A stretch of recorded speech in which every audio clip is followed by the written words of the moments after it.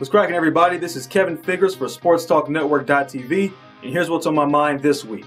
Dallas Cowboys quarterback Tony Romo has been harshly criticized over the last few days after his 2 second-half interceptions sparked the Detroit Lions to a come-from-behind win this past Sunday. Former Cowboy Deion Sanders even said, and I quote, "I don't understand this guy. He's not the guy that's going to take you where you want to go, the Super Bowl." End quote.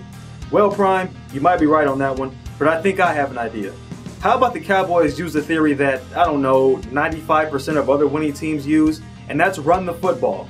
Do you realize that in Romo's 4+ years as a Cowboys signal caller, Dallas has finished in the top 10 in rushing exactly one time? One time. Do you know what happened that year? Romo had his best statistical season, and the team won its first playoff game in almost a decade before losing to a Minnesota Viking team that was just minutes away from going to the Super Bowl. What a coincidence, right? I mean, you look at all the great quarterbacks who have won Super Bowls in the past.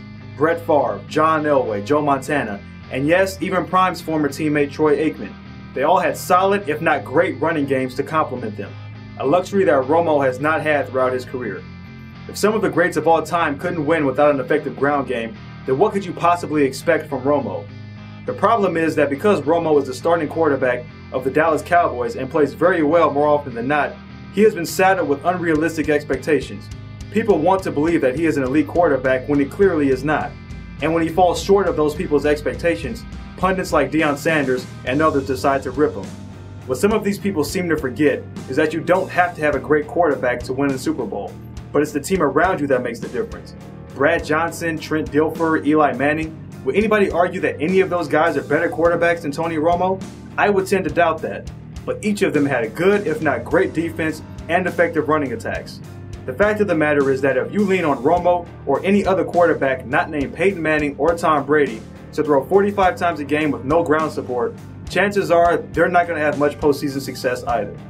Be sure to leave a comment, like this video, and subscribe to our channel. And don't forget to follow me on Twitter at KFig1. For SportsTalkNetwork.tv, I'm Kevin Figures.